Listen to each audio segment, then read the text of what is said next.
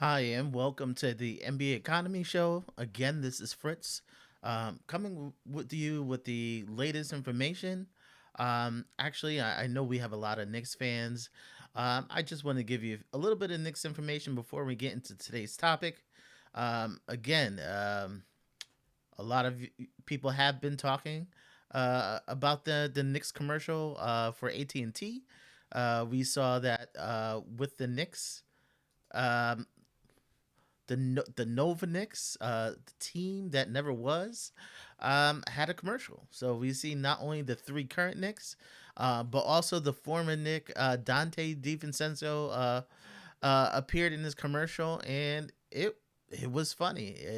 It made people reminisce, and again, Knicks fans are always going to dream that team actually happens and that we can actually see on the floor. um, Even if it does happen, couldn't happen until next year, um, toward the beginning of the season. But it was always great. It's nice to see that they're talking, they're making money together. So it's really nice to see that that interaction from the Nova Knicks. We also got an update on from Jalen Brunson.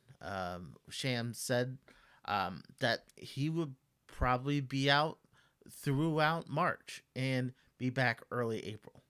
So we're talking about coming back just before the playoffs, um, warm up a little bit, and be right back out there.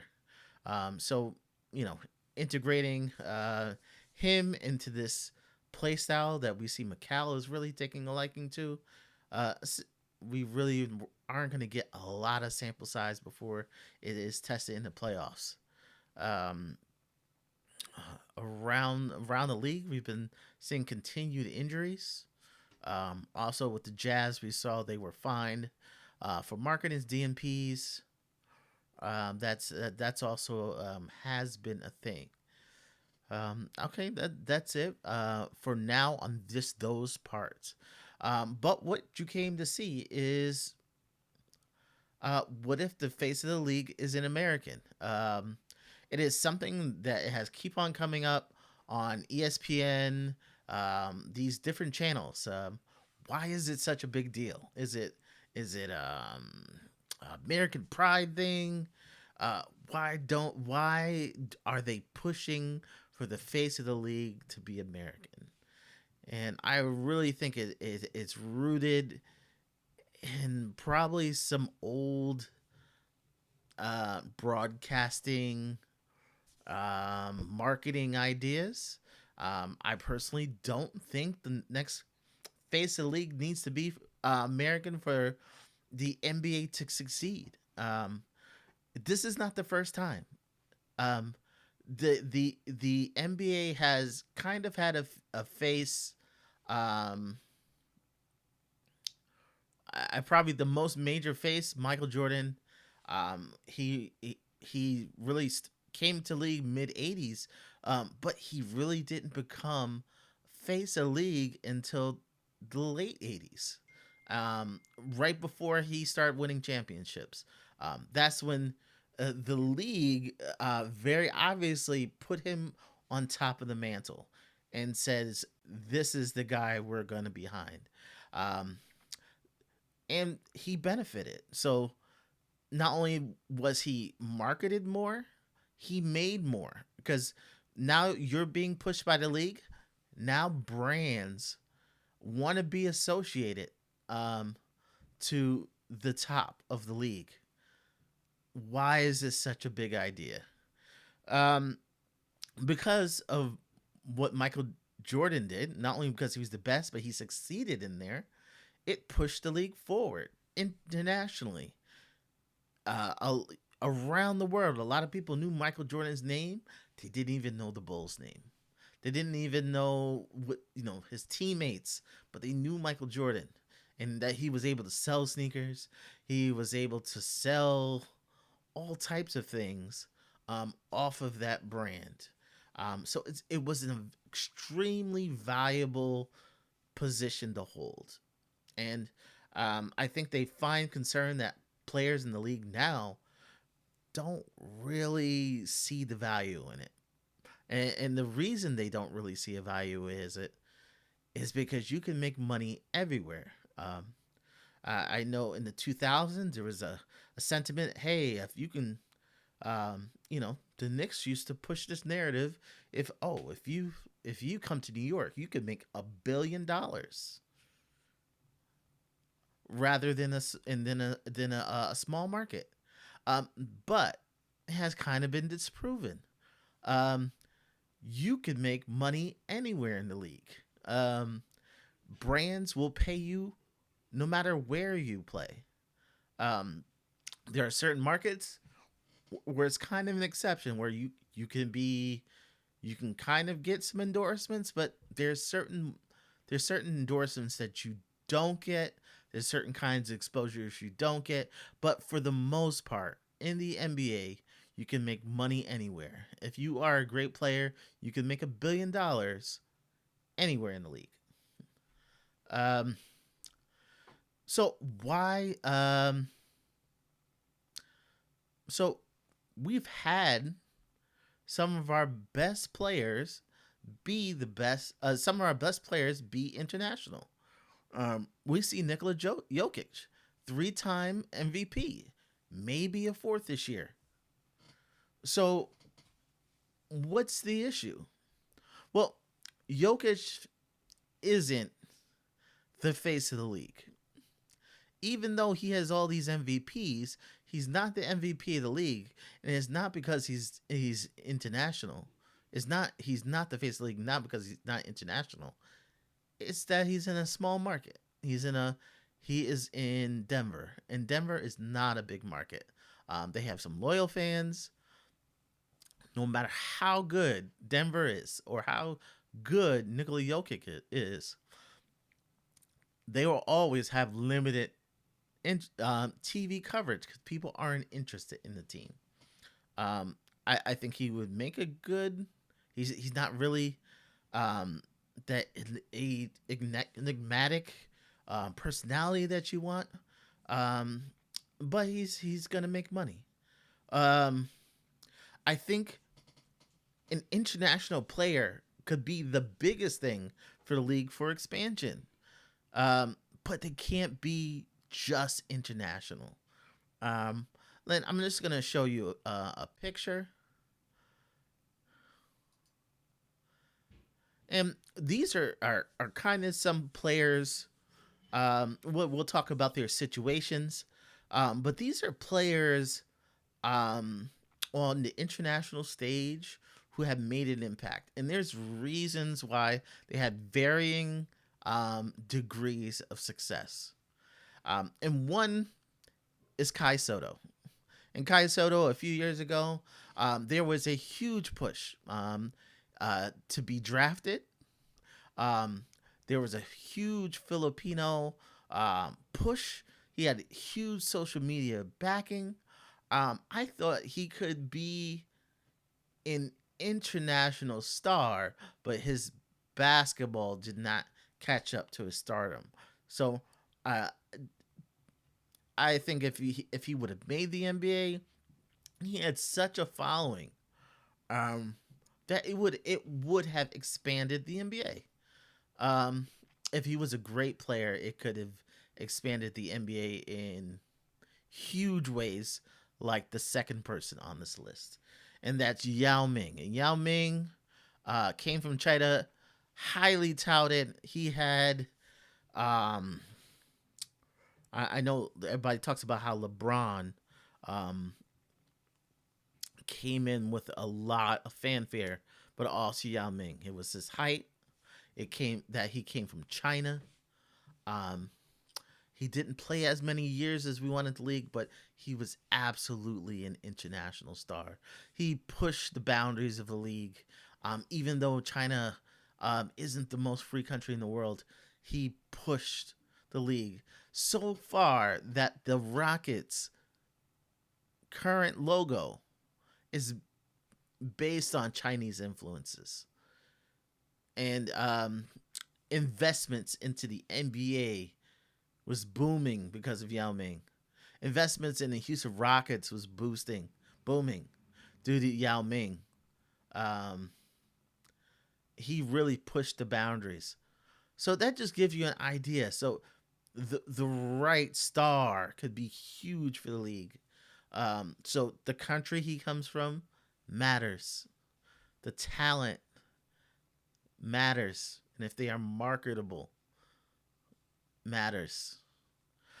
We've seen even a different. We saw an American who had international roots, and Jeremy Lin was a big.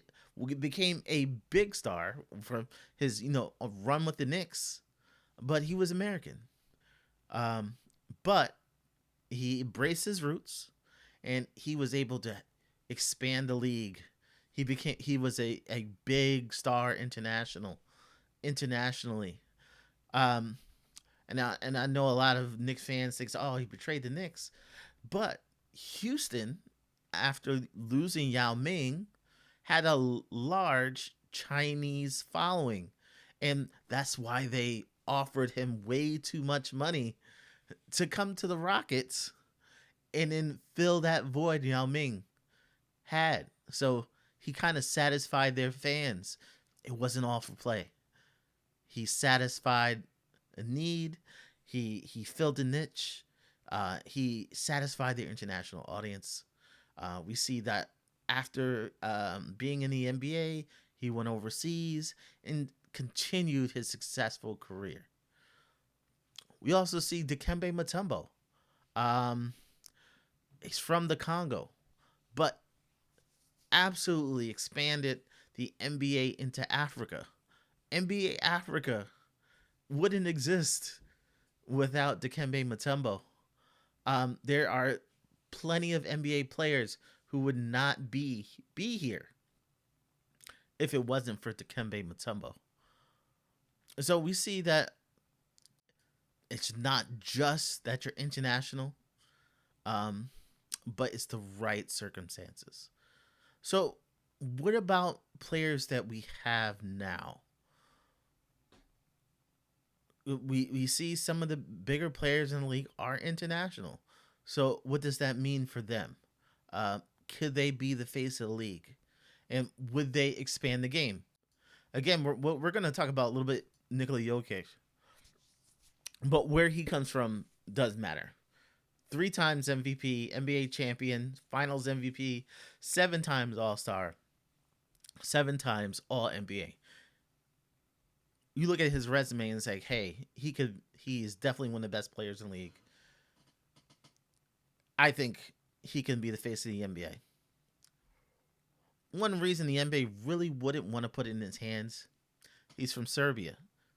It's not racist, but Serbia has a small population. Expanding into Serbia isn't a huge deal. It doesn't really expand the NBA. He's already one of the biggest players there. He's not going to expand the game any further. We see Victor Wembanyama, Rookie of the Year last year, all defensive, Olympic silver for France, and he's an All Star.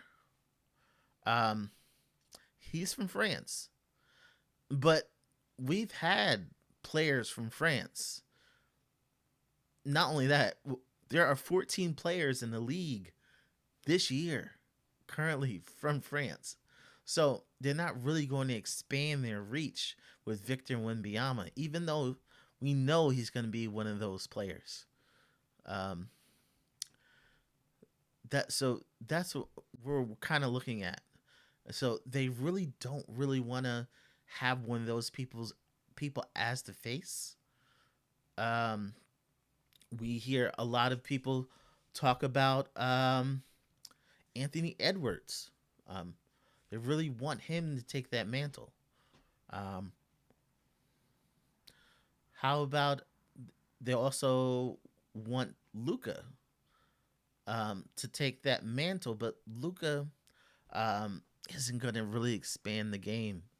Um, Probably the best scenario for an international player um, to expand the game is if we had a great player from the Middle East or a great player from India, like large markets, um, that the NBA just isn't tapped into. That would be great, but those people aren't there. So who is going to take that mantle? Well, after Michael Jordan retired, there was a void, but that void wasn't filled by one player. The league just went with the best talent, and it was a bunch of players who kind of filled the void. That was Allen Iverson. That was T Mac. Um, there were plenty of players. Vince Carter. There was so many players at the same time who kind of fought for shine until LeBron what became not only highly touted but right off the bat was dominant physically, and he was a superstar. He had the personality to kind of take that mantle. So since then, LeBron's now 40. He has that mantle. What's going to happen after? Well, I think it's going to be a void again, where you're going to have Wemby, Luca, Anthony Edwards, Trey Young, Jalen Brunson. They're all going to get shine until somebody dominates. Jason Tatum, until somebody absolutely dominates, there won't be a face of the league. And it's quite okay. It is quite okay. I think old marketing and television, historically, they want a prominent face to push because of how TV was. I think, back in the old days, I remember in the 80s, you used to get a cable box and it used to be 13 channels. Cable was 13 channels. Um, you would get ABC was prominent at the time, or CBS was prominent at the time. And what would happen is, um, if it was basketball on Sunday, me being from Connecticut, we may see a Boston game, or we may see a Knicks game, um, or you might see a Nets game for the first of the doubleheader. But not the whole country was seeing it. Um, Depending where you were regionally, West Coast, they weren't watching the Knicks. Um, they might be in another place, but when there was a big star, when Michael Jordan was the face of the league, and the Bulls played at noon, everybody watched. Everybody watched Michael Jordan at noon on Saturday or Sunday, if that was the big game. And they tried to make sure that big star appeared in a lot more games than others. Regionalized sports, you really didn't see a lot of these teams play. Um, you probably seen a couple times a year on television until the playoffs. Not even all playoff games were been able to watch. You couldn't watch every playoff game unless you had some kind of satellite, some kind of specialty service that wasn't available to consumers. Um, that is the difference. Nowadays, if you have cable, you can watch basketball 5 days a week. You're watching all types of teams. You can monitor without a league pass pretty much the entire league. Um, so that's the difference. They don't need to push like they used to. So I don't think it's as big of a deal. So what if the face of the league isn't American? That's okay. If the face of the league isn't American, um, because there are plenty of stars to fill the void. And until someone steps into the forefront, we're gonna love matchups. We're gonna love team narratives. we don't have to always push one player. So there's plenty of things to keep us entertained um, in the basketball world. It's just those outside of the basketball world, um, they're not gonna be pushed a specific name until someone steps out of the shadows.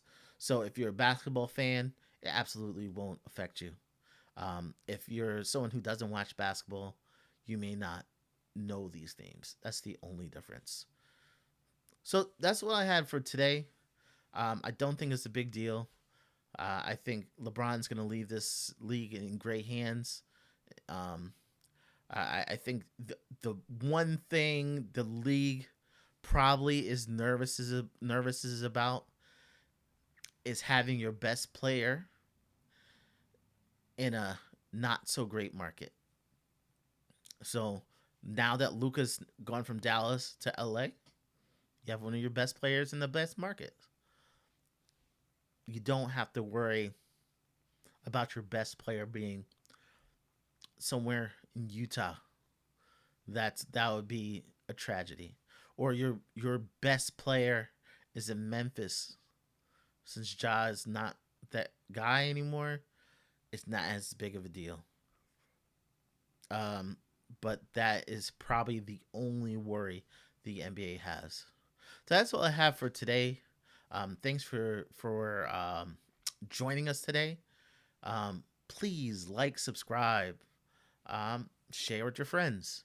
Um, I'm gonna bring you new content. Gonna keep bringing you new content, and stay tuned. And with that, have a good night.